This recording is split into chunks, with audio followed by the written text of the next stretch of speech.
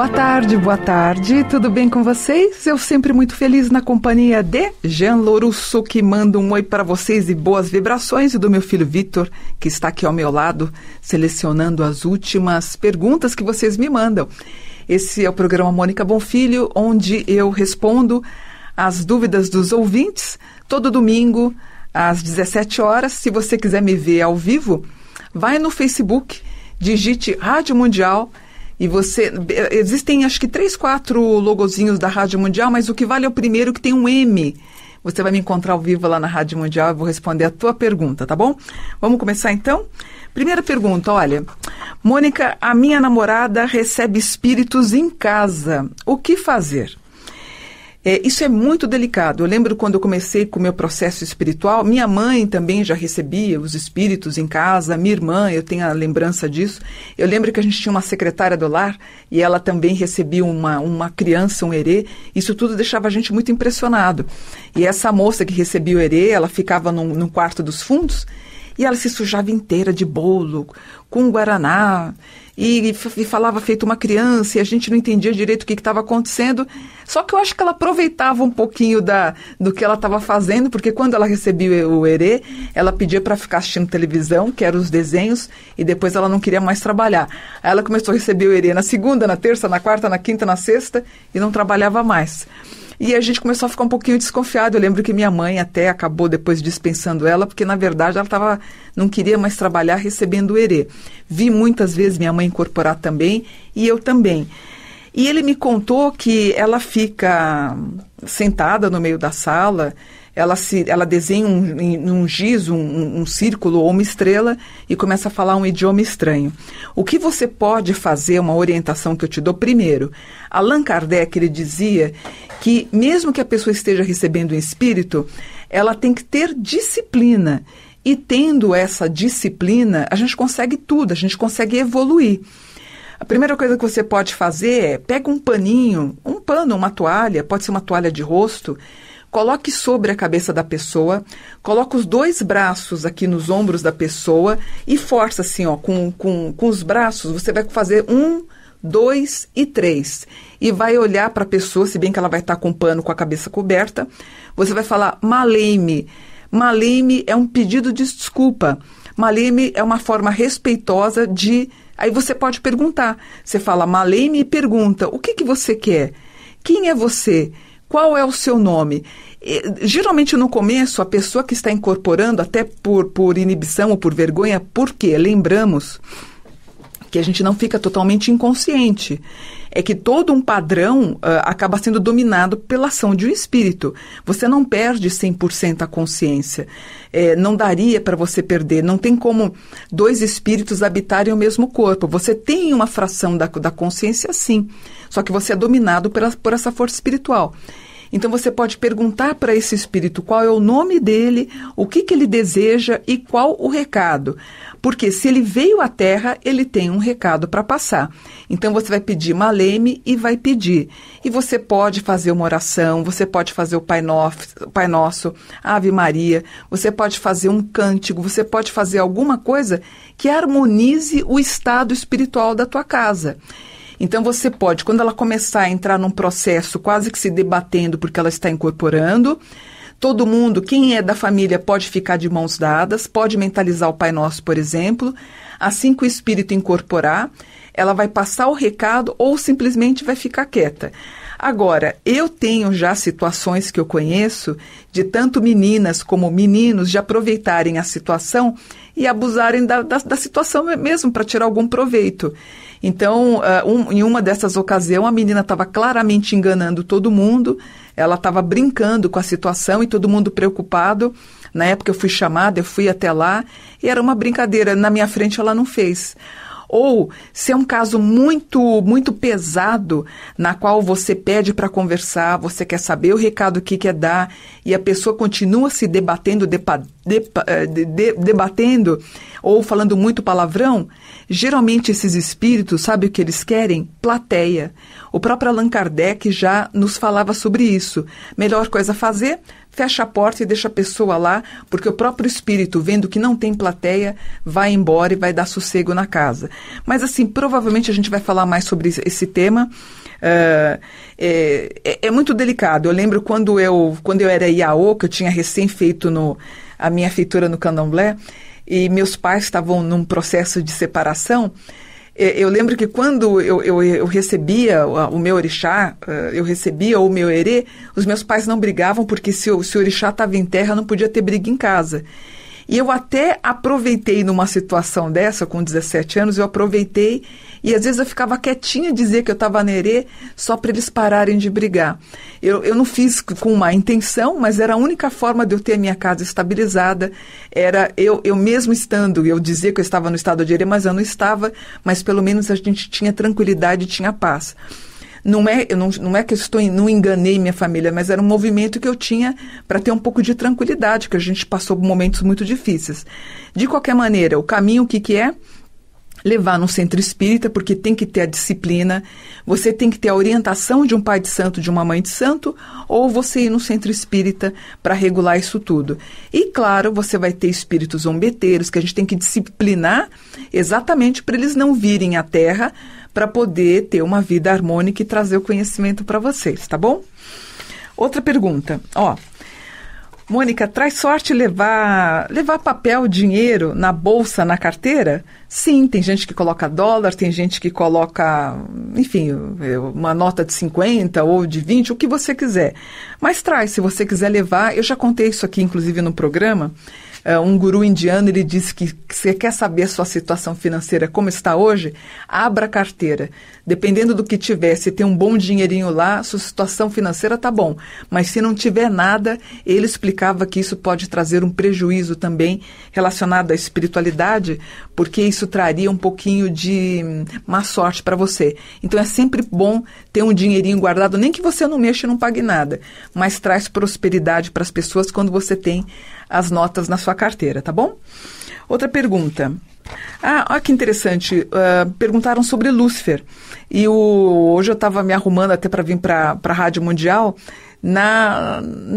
Meu Deus, como é que chama depois bom, não me lembro agora. Sempre na Universal, não? Não. Eu não me lembro. Eu sempre confundo. Tem um seriado que é o Lúcifer, né? Que inclusive o pai dele, o ator que faz o Lúcifer, eu não sabia, fiquei sabendo hoje. O pai dele é um pastor, né? Então todo mundo fala que é muito contraditório, o pai pastor na Inglaterra e tem um filho que atua como Lúcifer no seriado. E quem é Lúcifer? Lúcifer não é Satã, são dois seres distintos. O Lúcifer tem relação com o planeta Vênus, que ele é a estrela brilhante, a estrela matutina, é a primeira que aparece, e Lúcifer, em Apocalipse, está retratado que ele é o resplandecente e é considerado a estrela do amanhã. Não sei se vocês sabiam, mas segundo Helena Blavatsky, um dos papas de Roma no século IV e V, não apenas outros papas eram considerados luciferianos. Eles se diziam luciferianos porque Lúcifer, a tradução de Lúcifer significa luz que se fez. E ele é considerado como um portador de luz. Ele surge das profundezas do caos e se fez luz. Então ele é diferente de Satã. Satã é adversário. Quando alguém me contradiz, quando alguém é meu adversário, quando alguém briga comigo, me critica, seja em qualquer situação, de certa forma ele está usando o gênio contrário. O Lúcifer, a ideia de Lúcifer, o que foi? Isso, basicamente, na Idade Média, as pessoas que tinham conhecimento, que propagavam o conhecimento, algumas dessas pessoas, existiam seitas, inclusive luciferianas, eram as pessoas que tinham conhecimento, sabiam ler e escrever e conseguiam propagar a verdade. Seria mais ou menos isso. Depois ele foi destoado um pouquinho, essa ideia de Lúcifer, ele ficou no mesmo padrão negativo de Satã. E é o que eu falo para as pessoas. Hoje, como angelóloga, você não vai ficar falando sobre Lúcifer, porque ele criou uma egrégora negativa. Mas, a princípio, a tradução seria luz que se fez, e a luz ou estrela matutina, tá? Mônica, como é que ficam os pais que abandonam os filhos? Tem um ditado espiritual e um ditado popular que diz: aquele que abandona, um dia também será abandonado. Então, assim, vale o mesmo, inclusive, para animais. Então, as pessoas que abandonam os animais, pode ter certeza que lá na frente ela vai ter o mesmo destino do abandono como se fosse de um animal. Como é que ficam os pais que abandonam os filhos? Vale tanto para filhos, tanto vale para os pais. Então, a gente critica, com razão ou não, isso é mais um estado mais espiritual, filosófico. Eu também não vou julgar quem fez ou não fez. As pessoas criticam o aborto, mas também as pessoas também deviam criticar na mesma igualdade os pais que abandonam os filhos, os pais que não têm. Nós somos no Brasil mais de 5 milhões de crianças que não têm o nome e o registro do pai. Isso também é crítico, né? Mas como ficam os pais que abandonam os filhos lá na frente, a mão de Deus pesada, pode ter certeza que ele será abandonado também. Porque você acha que filho vai cuidar depois desse abandono? Negativo. É muito difícil, né? Existem processos espirituais que nós não conseguimos refletir no momento que acontece, mas a mão de Deus é muito pesada, né? Deixa eu ver outra pergunta. Tem uma pergunta legal aqui, ó. Um rapaz perguntou para mim se existe um gene no corpo humano que pode determinar se nós somos mais fadados ou levados a crer na espiritualidade e por que outros não, que são pessoas, são ateus, que não acreditam em Deus. Na verdade, existe um gene chamado gene de Deus. Dean Hammer, que é um geneticista com doutorado em Harvard, ele tem vários prêmios, ele analisou 1.000 voluntários e ele encontrou em 47% desses voluntários um gene chamado VMATZ, que ele é responsável pelos processos de religião e também de espiritualidade. Então, se você é uma pessoa religiosa ou como eu, espiritualista, você tem um gene VMATZ. O nome do gene é esse, VMATZ. Ele sim é responsável pela espiritualidade e pela fé que você carrega. Então, quem tem esse gene seriam pessoas mais predispostas a seguirem uma religião ou um conceito relacionado à espiritualidade com mais força, né? Deixa eu ver aqui. Há tanta pergunta. Toda vez eu mostro aqui para vocês o tanto de... Tá até caindo, tanto de pergunta que eu recebo, aqui, acabou de cair até do bolo que eu estava aqui, Por exemplo, uma pessoa perguntou para mim, como descartar um pantáculo?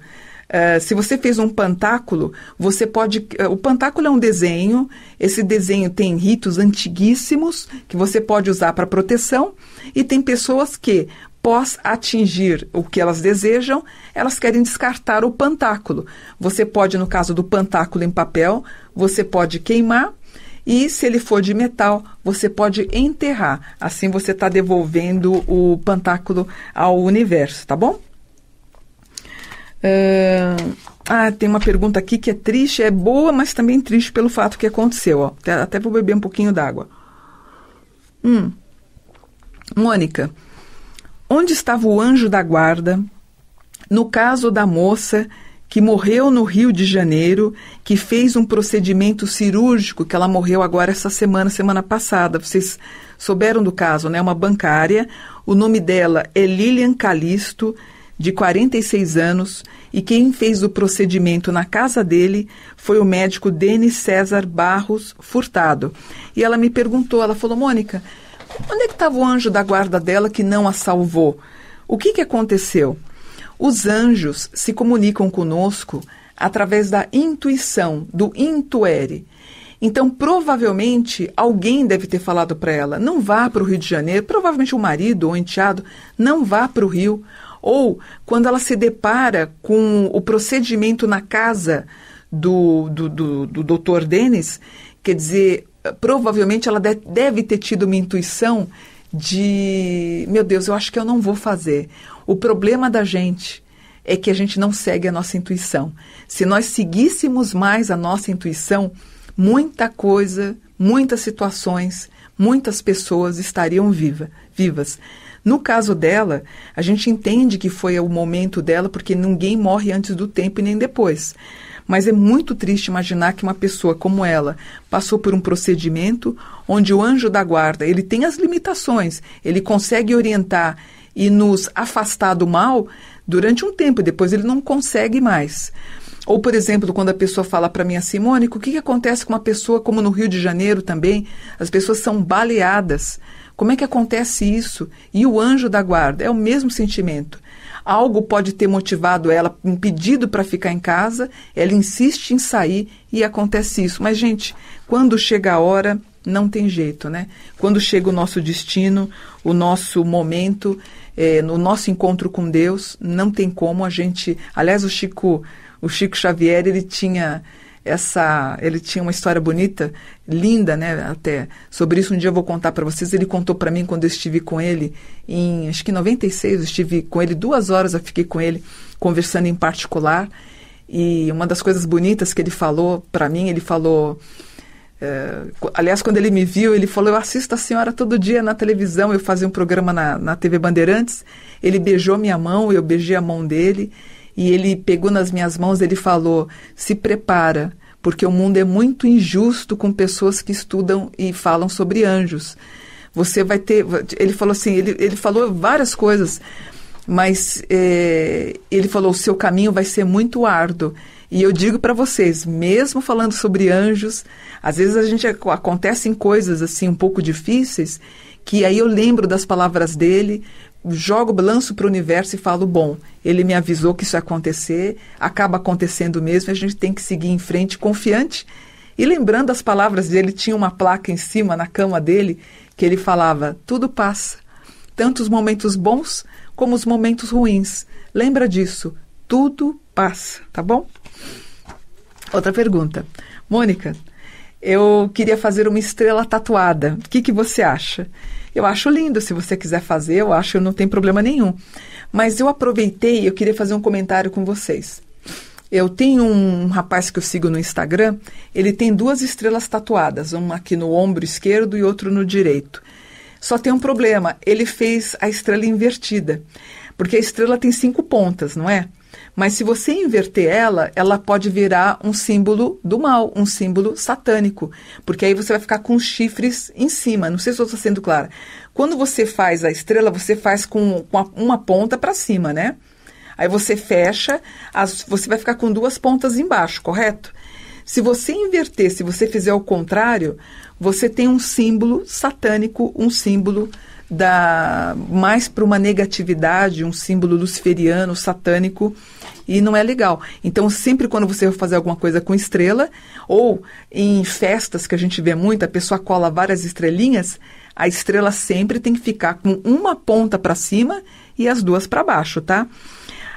A estrela, quando ela é bem feitinha do jeito que eu expliquei para vocês, no livro de Daniel, ele diz que no momento da ressurreição, os justos serão reconhecidos por uma estrela que eles estiverem no corpo. Claro que ele poderia estar fazendo uma alusão também aos judeus, mas quem tem estrela no corpo já é um signo, um significado para ser reconhecido no momento do juízo final. Se bem que eu acho que hoje nós vivemos um umbral, nós vivemos aí, na verdade, um grande purgatório, né, gente? Porque o que vivemos hoje, também até mesmo a situação no Rio de Janeiro que está acontecendo, que é um caos, o próprio Brasil, tão difícil, lembrando que nós vamos ter em 2019 momentos que nós vamos ter que estudar sobre isso, o próprio Chico nos alertou, vamos ter consciência de quem nós vamos eleger para presidente também, é importante isso, né?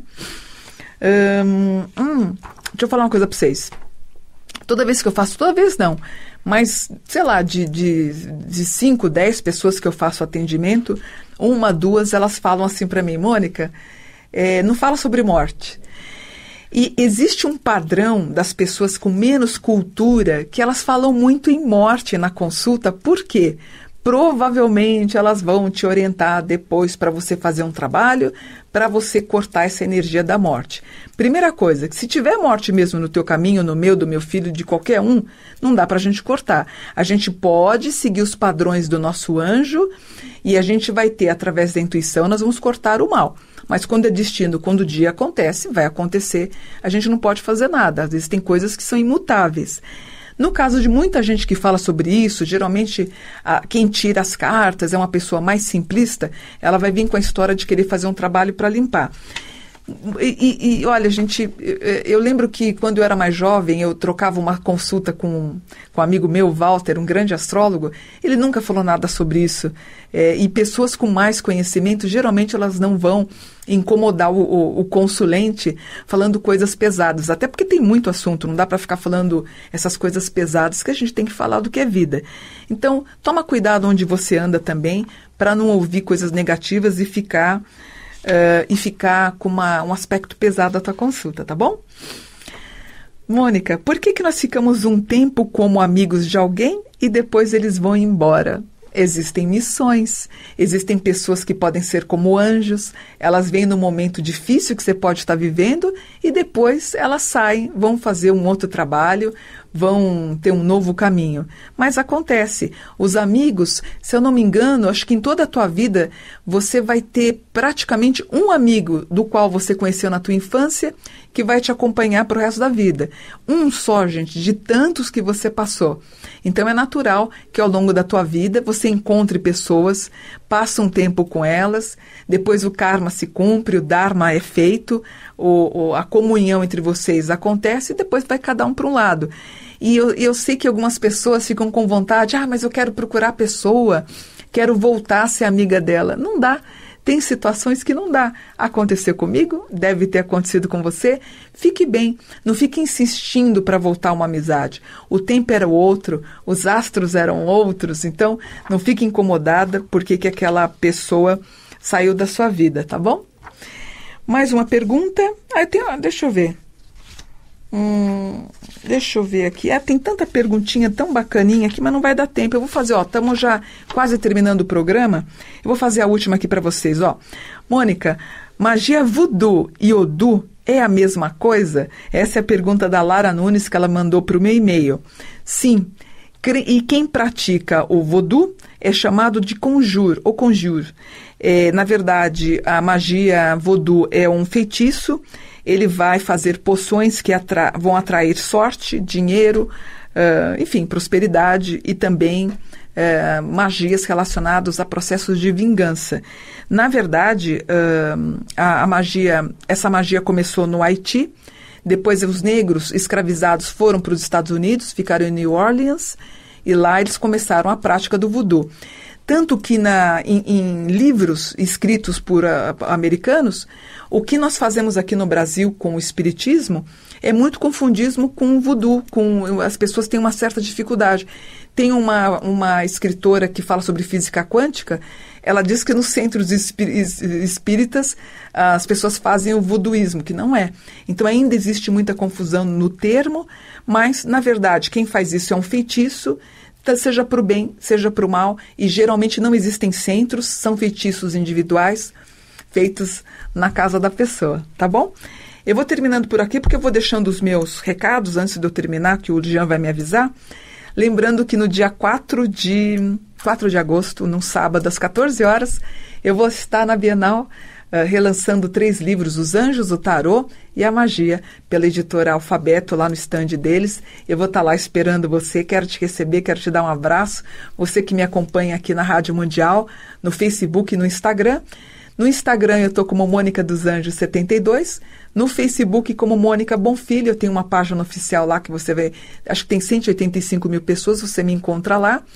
E durante a semana, eu faço os atendimentos como astróloga, com mapa astral e tarô, e é um exercício muito bacana. O dia que você quiser, entre em contato com a gente. E os livros, né? Sempre eu tenho um livrinho meu aqui, para você estudar sobre espiritualidade, são vários temas que eu tenho. Você pode encontrar na minha lojinha, no site, que é o www.companhiadosanjos.com.br. Lá você vai encontrar livro de salmos, dos anjos, do tarô, da magia, orixás, jogo de búzios, teurgia, que mais? Tarô das almas gêmeas, que mais? Histórias, dicas e magias, e tem um monte de livro lá. Os preços estão bem acessíveis, porque como eu sou editora, eu corto o valor da loja, você vai ter o preço da editora, fica bem acessível para todo mundo. Você pode fazer sua compra lá Nós temos uma equipe que faz todo o atendimento para você, eu tenho certeza que você vai gostar bastante. Então, dia 4 de agosto, na Bienal, às 14 horas, na rua O, stand 21, tá bom? Eu vou ficando por aqui, o Jean já está me sinalizando, e domingo eu volto para mais um programa. Mônica Bonfilho, gratidão, namastê.